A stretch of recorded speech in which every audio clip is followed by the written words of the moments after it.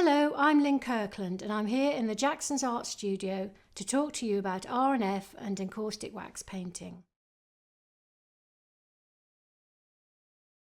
The base of encaustic wax is the beeswax and the Dammar. R&F produce a pre-bagged beeswax and Dammar mixture, which is a perfect ratio in 100% pharmaceutical grade beeswax, and it's in pellet form so it melts really quickly on your hot plate. Added to which is the pigment to then create these beautiful cakes. Now the Dammar is the hardening agent of the encaustic medium. It also extends the colour and allows you to make lovely translucent layers. It also allows many mixed media techniques such as carving onto the surface, sculpting with wax and also embedding photographs. I love working with R&F Paints and Pigment Sticks. Their range of colours are just gorgeous. They have 104 colours, many of which are in both the paint and the pigment stick. They're quite a small company. They're based out of Kingston in New York. They work in small batches. They mill and mould the paint, and I really feel that they're trying to give the artist the very best experience. Encaustic wax is actually an ancient medium, first adopted by the Greeks in the 5th century BC and later taken up by the ancient Egyptians. There are actually some fabulous examples of encaustic wax portraits known as the Fayum portraits. Beautiful colours, very contemporary faces, and they are around the world in many museums and art galleries. So what do you need to start painting with encaustic wax? Well, you need a hot plate. You need a thermometer to monitor the temperature of the wax, metal containers to put the paint in, and a handy little tip here. I use pegs as little handles just to move that around so you don't get burnt. A heat source, and I prefer to use a heat gun, but you can use a torch. Natural bristle brushes. These are gorgeous goat's hair Harkay brushes, because if you use synthetic they will just literally melt on the surface. A heat resistant surface to work on. Now if you don't have that, another little tip is just get hold of some large ceramic floor tiles, and that's great to work on because you won't damage your surface or melt anything. Obviously the support that you're going to work on, your painting board, but we'll talk about that in more detail. Not to forget the paint, and the most vital thing is good ventilation. So always have a window open. If you can have a fan to blow that air across the hot plate and out the window, all the better. But don't get hung up about toxicity. You really need to be using these paints in vast quantities to have any problem. And if you keep it at the right temperature, it's all organic. That Dammar resin is a tree resin, not a chemical resin. So what kind of surfaces can you use to paint on with encaustic wax? Well, R&F and Ampersand have created these beautiful specialist boards, cradle boards, with a wonderful hard surface with a great tooth that really absorbs the wax and makes you have a lovely surface when you're fusing. You don't get all those bubbles that you can get. They also do the board without the cradling in various sizes. You can work on cradled birch ply panels. If you're putting gesso, you must be using the encaustic gesso. You mustn't mix acrylic with encaustic, and obviously R&F make that. But you can equally paint on it without gesso. The main thing is to have a surface that is rigid and can absorb the paint without cracking or anything. Watercolour paper equally, something like a 425 GSM. Here I've actually glued some watercolour paper to this cradle panel with PVA, which means that I could do a watercolour underpainting before I start even painting with the wax. So as I said before, you can use encaustic wax with lots of different mediums. You can use alcohol inks onto the surface. You can use mica powder, which is lovely soft fine powder which when you rub onto the surface creates great effects, as does graphite powder. PanPastels are very moist and soft and work well with stencils. we have gold leaf, silver leaf. You don't need any glue to adhere it. The wax surface is a natural adhesive. And also metallic papers like these foils. Again, make lovely marks and flashes of colour and iridescence. A lot of the tools are obviously used for different crafts and arts. This is a pottery hoop. That's an essential thing for scraping away layers. A sharp implement for incising lines. Even a pastry cutting tool makes fabulous marks. You can draw in between layers with things like a charcoal pencil or a graphite pencil. And even lino cutting tools create lovely shallow trenches and marks onto the surface. Okay, so now you've got everything around you that you need to start painting. So we need to prepare our panels. The first thing to do is to protect the cradling. I use blue masking tape. It's less tacky. I'm also going to put my panel on some waxed paper. I'm going to tape it down.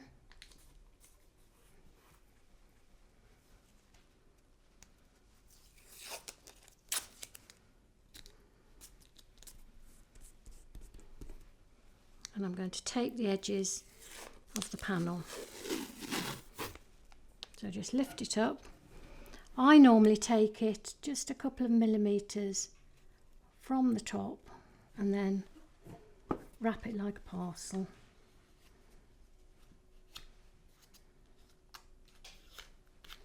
And continue all the way around. And now we need to warm the panel. Even though you've got no wax on this, you need to warm it, because if you put hot wax on the brush onto a cool surface, it'll snag, you may lose some bristles, and it just really won't flow properly. So using your heat gun or your torch, I use it on the first setting, so not very, very hot. Circular motion, about 1.5 inches above the surface, quite methodical. Move that heat gun down. What you're looking for is a surface that you can still put your hand on, but it's just taken that chill off. Perfect. Now, with your Harkay brush, load it up with the wax. And we're going across the surface right over that edge. Flip the brush and back again. What we're doing, we're building up the first few layers of your painting with just wax medium. Now we're going to fuse it, and this is where the first layer of wax will be absorbed by that lovely ampersand surface. On your first setting, you're looking for it to just glaze and then straight away move on. If you hang around, you'll just push the wax away and leave an empty space. Now you can see those gaps, but we'll resolve all that with the next layer.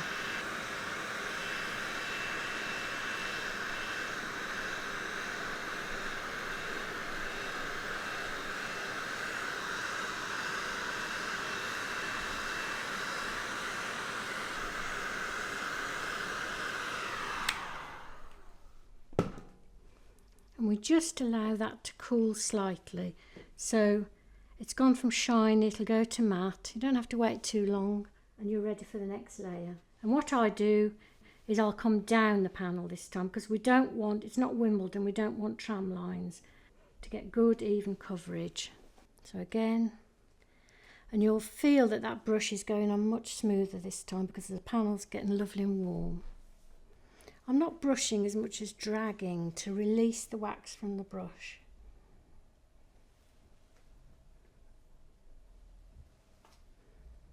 And again, fuse the layer.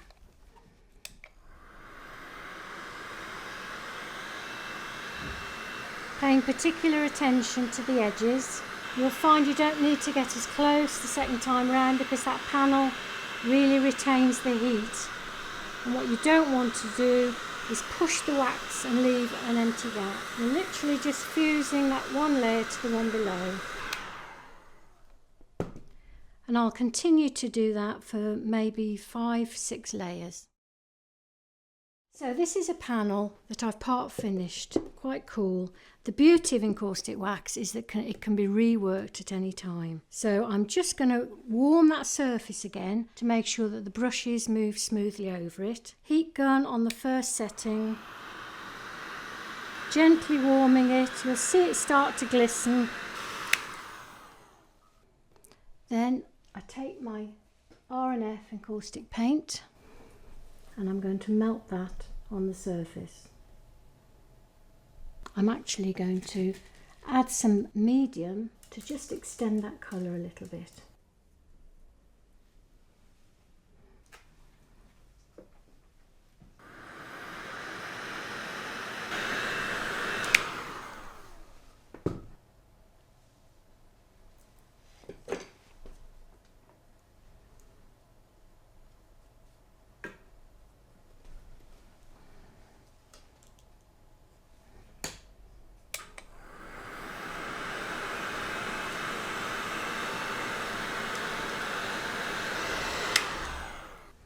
What I'm going to do now is subtract some layers, being careful.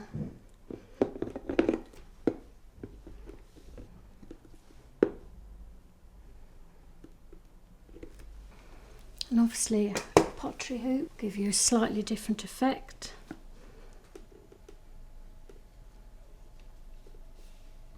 What we can do here as well is to use some alcohol ink.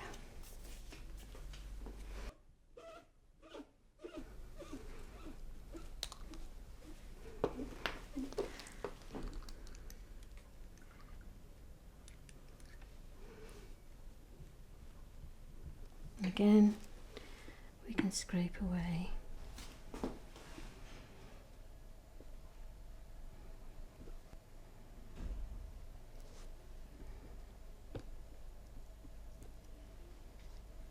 And reveal light colour beneath.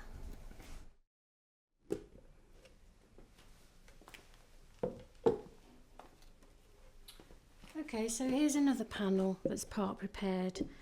Again, quite cool, but it can be reworked at any time. So I'm going to warm this panel, and these techniques are going to be about adding. So I'm going to add texture, I'm going to embed something, and I'm going to do a technique called accretion. So first of all, again warming that panel, bringing it back up to a nice temperature that you can work with.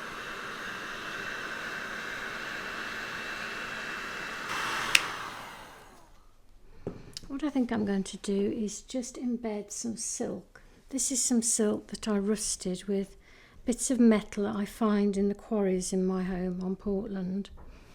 So I'm just going to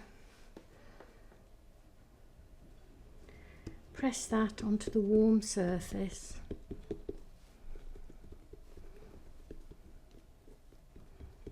And with the wax medium,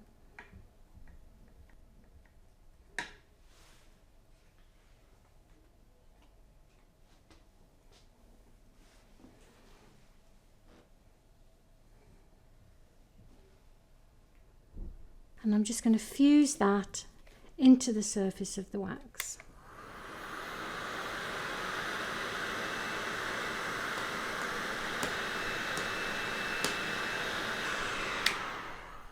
I'm going to incise some lines.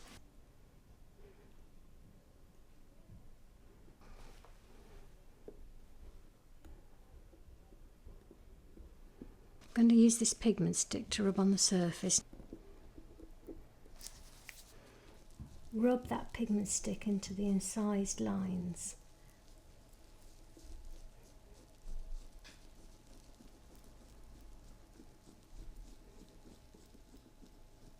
Then, with some vegetable oil, or you can use linseed oil, I'm going to wipe the residue.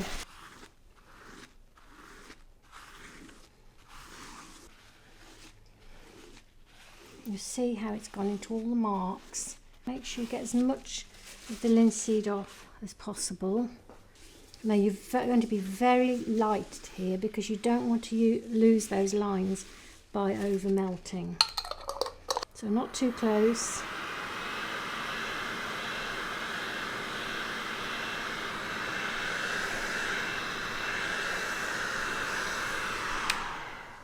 Another technique I'm going to show you is something called accretion, which is where you build up and build up layers of wax.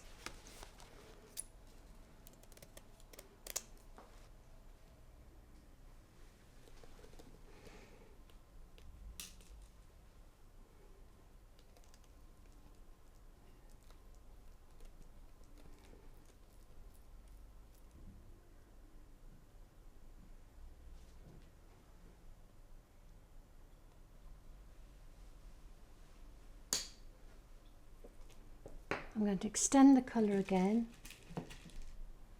by adding a little bit of wax.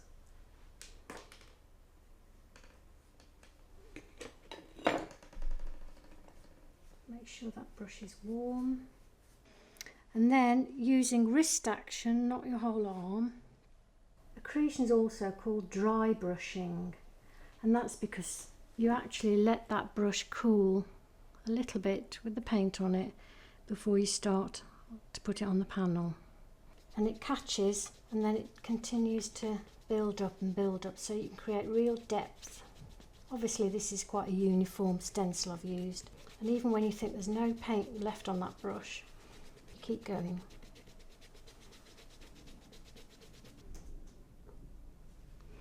What I can do at this point is I can use dry pigment, which is what this is, or mica powder, just using my finger, and I'm just going to catch the tops.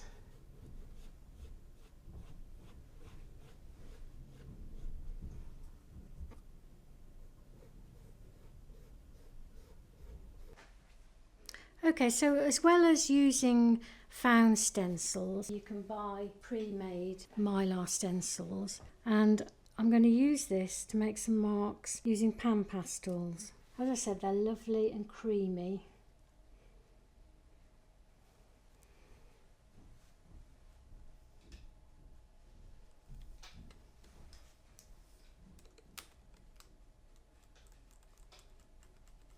Very gently fuse, obviously you don't want to.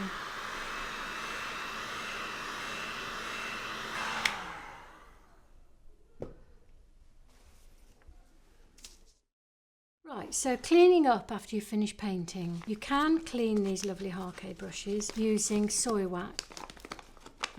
Then you can pop your brushes in, that'll all melt, and that will actually remove the paint. And once you've removed all the paint, you can actually wash them with soap and water, and they're practically the same as they were before. You could use them with a different painting medium or just have them ready to use again with your encaustic wax.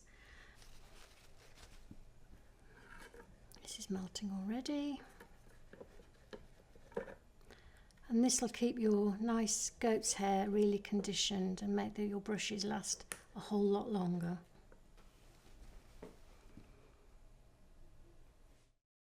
The great thing about an encaustic wax painting is that it doesn't have to dry. It's actually quite cool almost immediately after you've been painting with it, and yet it can be reworked at any time. Because of the Dammar in the surface, it creates that lovely hard sheen, and you can polish it to a high gloss. So you never have to put an encaustic wax painting behind glass. You don't have to varnish it. In fact, it's advisable that you don't try and do those things, because wax painting actually cures. So that means that up to 6 months it's still actually working, and I love that about it.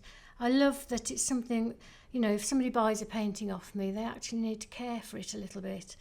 In terms of where you site your painting, you shouldn't, with any painting, you shouldn't put a watercolour, for instance, in direct sunlight, or an oil painting over a raging fire or a radiator. It's just common sense. You wouldn't do that with encaustic wax painting. Having said that, it needs really directional hot heat to start to melt. I've got paintings in my conservatory and I've never had a problem with them. I wouldn't leave a painting on a hot summer's day in the boot of my car for the day, but it's just common sense. So in terms of caring for your painting, up to 6 months, you can have what's called a bloom on the surface, and that's where occasionally it'll look slightly dull, maybe a little bit foggy, and that is part of the curing process. And the way that you take care of that is you get a lint-free cotton cloth, old t-shirt, whatever, create a nice pad, and then you don't have to be, you know, too sensitive about it. You really give it a good buffing. Obviously, if you've got a highly textured part, you need to take care. If you've embedded anything with an edge, you need to watch that you don't actually pull that up. But in the main part, you can really go for it with the buffing. And I hope that you'll be able to see some of the shine on that. R&F Pigment Sticks are a linseed oil based colour with a little bit of wax in it just to maintain this stick form. The colours extend across the range. As I said before, there's 104. Many of them are in encaustic paint as well. They're gorgeously creamy and soft, which means they bridge the gap between painting and drawing. You can work directly on the surface with them. You can work on oil paper or any support that you would use with oil paint. You can mix with oil paint. Often painters would do an underdrawing and just sketch something out with a pigment stick. The difference really between R&F pigment sticks and the other traditional paint bars are, I think, their softness. That little bit of wax in there really extends the colour and makes it really malleable to work with. As I said, the pigment stick is a bridge between a painting medium and a drawing tool. So using some R&F blending medium, that will extend the colour and also thin it out.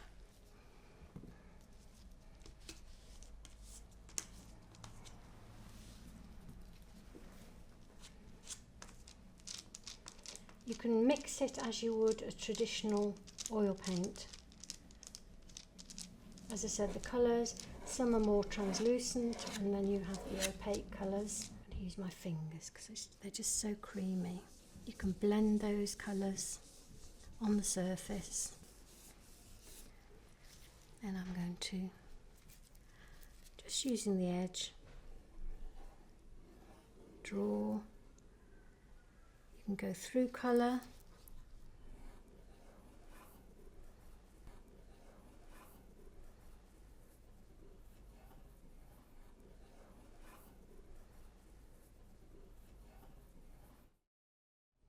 Encaustic wax is really growing in popularity in the UK and Europe at the moment, and as you can see, the breadth of approaches is quite staggering. So why don't you have a go, have a play and see where it takes you.